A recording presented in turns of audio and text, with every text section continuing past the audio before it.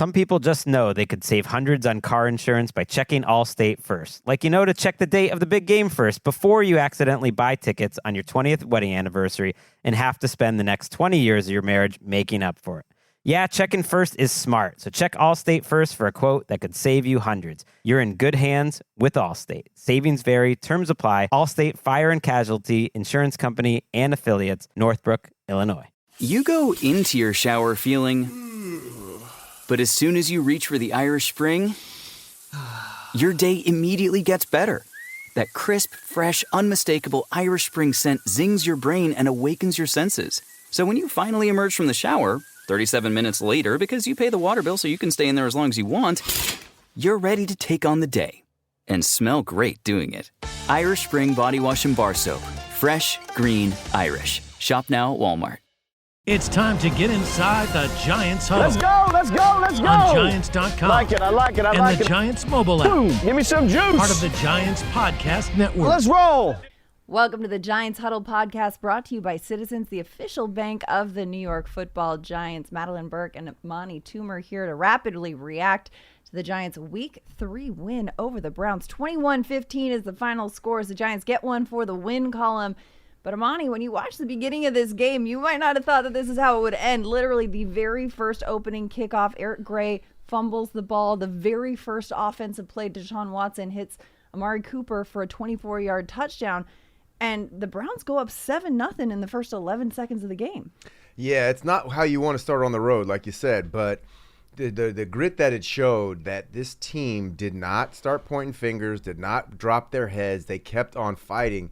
That, to me, is the sign of not only the resilient group, but the culture of the team is starting to show. And, it's early in the season. They've had a lot of They haven't had the best press.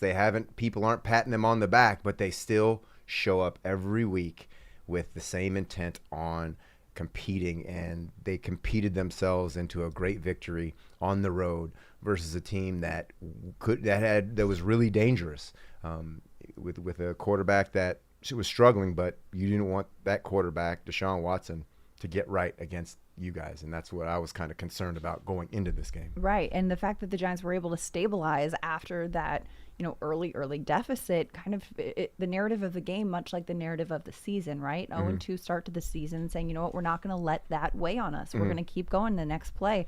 And the Giants were able to put some points on the board. The first time this season they scored 20 or more points, they did so in the first half. They went into the half with a 21-7 lead over these Browns, Amani. They did, but they didn't score in the second half, not to be Debbie Downer. But the fact that they didn't score in the second half, but they controlled the game with key first downs. They probably could have scored with Devin Singletary actually at the end of the game, where he sat down right before he scored on this long run towards the end of the game to run the clock.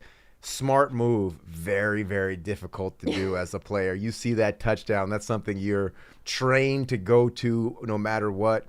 And like and after the season, when you're going back to, renegotiate your contract or sign a new contract or get renewed, every single yard, every single touchdown counts. And to just give that up, it says a lot about Devin Singletary's character, because I don't know a lot of players that would have done that. Right, absolutely, because the Giants get the ball. I know, right? Giants get the ball up 21-15 with just over 2 minutes left in the game, and they knew, Devin Singletary said this after the game, they knew the plan was, hey, get the first down and get down, because they were playing the clock. But Singletary breaks off a 43-yard run, the longest run of the day, has nothing but green grass and end zone in front of him, and has the presence of mind and the selflessness to say, I'm going to just sit right down at the 1 yard, take all the yardage, but not add that touchdown to the stat sheet so that we can play the clock, take a knee, drain the clock, and not risk giving Cleveland the ball back. Oh, that's tough. That is really tough. And I honestly, if you can't see Amani Toomer right now, but the wide receiver in him is sweating at the idea of leaving the touchdown on the board. Oh, you're just gonna leave it? You're not gonna score. You're just okay. You're just gonna all right. I just feel like, but smart football play. Very smart football play, and I give him all the kudos, because I don't know if I'm big enough to do that. I definitely wouldn't have done that. And Singletary did get a touchdown on the day, though, the first touchdown for the Giants offensively. But 2 sounds better than 1. 2 does. You're ready for a change. Payday comes early with Citizens, so go to that retreat. New you moves to the country. Now you're raising goats and launching a lifestyle brand. Are you ready for all that life brings? But speaking of two tuds, rookie wide receiver Malik Neighbors, he got two touchdowns. Thank you. That's what we in the business call a pivot. Malik Neighbors gets 2 touchdowns on the day, both in the first half, becoming the youngest wide receiver in NFL history to have 2 touchdowns in a day. This rookie is already building on an impressive resume that we're just 3 weeks into the season. He's had his first 100-yard game in week 2. He had his first multi-touchdown game in week 3. And he and Daniel Jones have developed such a chemistry that not just in the passing games, but also with the 50-50 balls. The fact that, we were able to see Neighbors kind of pry that ball away from some defenders at some points, and being able to have a receiver that you can trust in those situations has really seemingly elevated Daniel Jones's game. Absolutely. When you're a quarterback and you feel like you have to make every throw perfect because you don't believe that if you throw it up and get a 50-50 ball, you're worried about it getting intercepted, you're going to think twice before throwing that 50-50 ball. But now what is growing between Neighbors and Jones is he realizes, like, hey, look, I can throw it up to him and it's not going to be interceptions.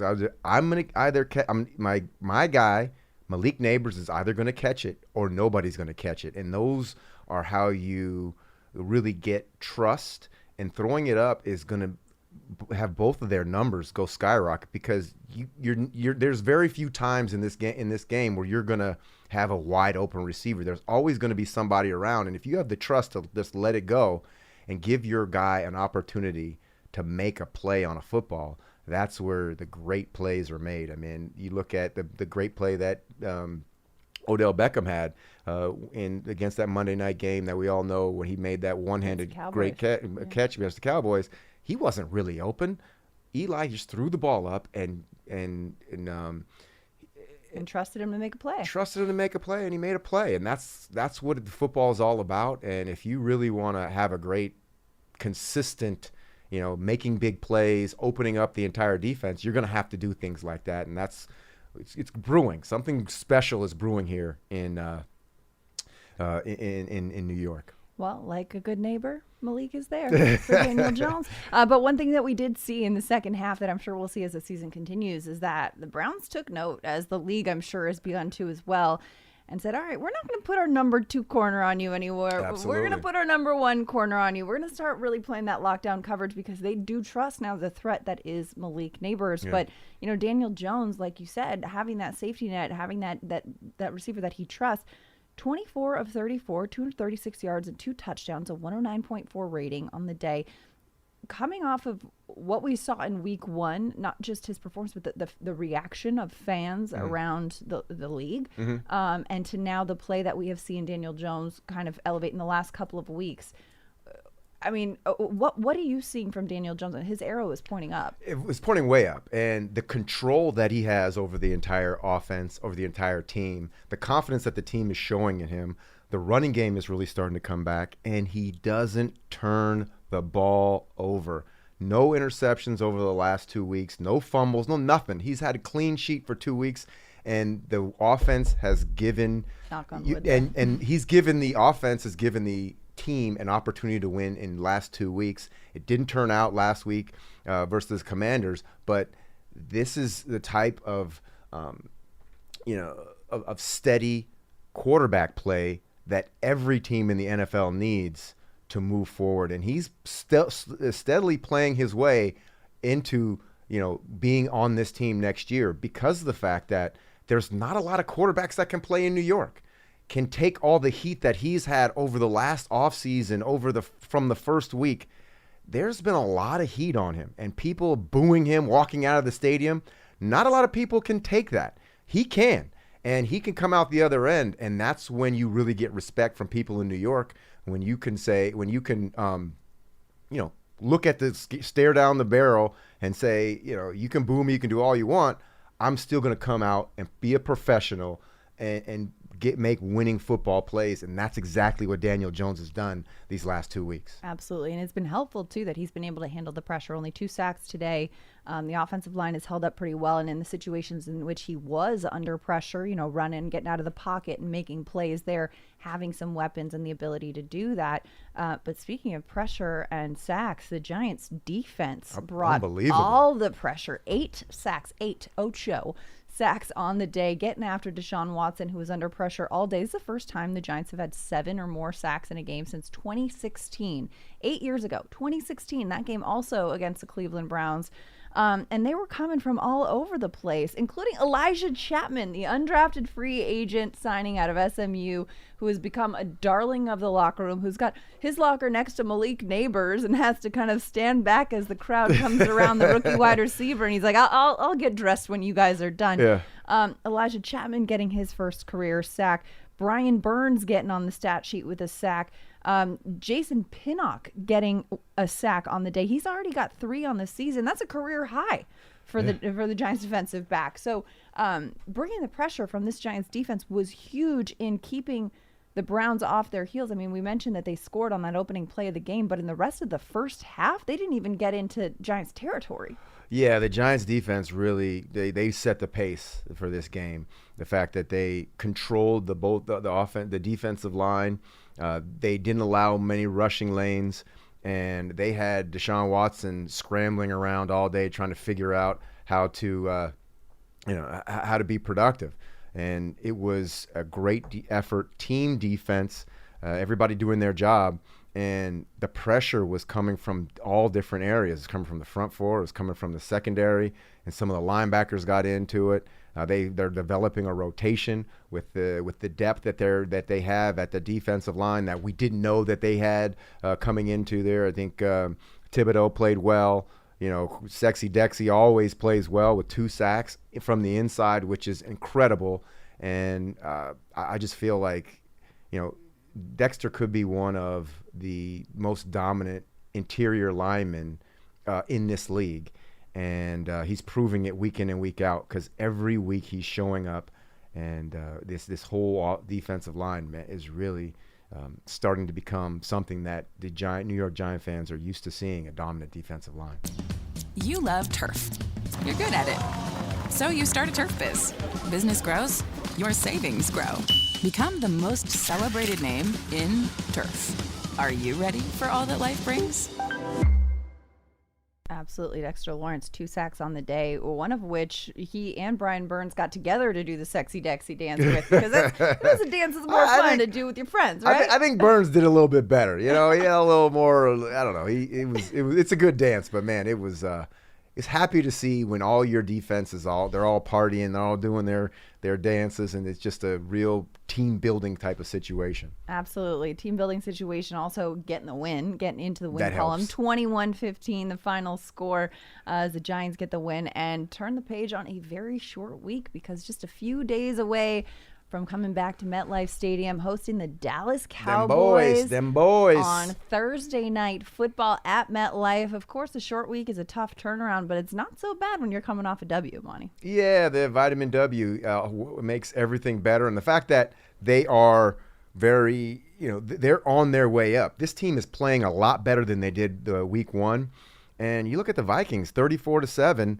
They might not be as bad as we thought they were. Right, they're 3-0 after a 34-7 win over the Texans in week 3. They're number 1 in the NFC right as of right now, and they're beating teams that people didn't think they'd be able to compete against. Houston Texans are a team that they thought people thought the Vikings were overmatched.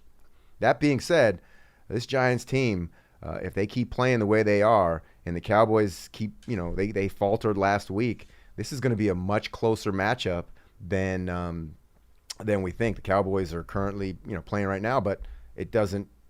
We don't know how that's going to turn out, but they're not looking as good as the Giants look today. I'll tell you that. Absolutely, but the Giants are going to be back at MetLife hosting the Cowboys Thursday night football, and we're going to be here after each and every game for Giants Postgame Live and the Giants Rapid Reaction. The Giants Huddle brought to you by Citizens, the official bank of the New York Giants. From game day celebrations to your everyday financial needs, Big Blue fans can get the most out of every moment with Citizens. Learn more at citizensbank.com/Giants. For Amani, Toomer, I'm Madelyn Burke. That's a wrap on your Week 3 Rapid Reaction.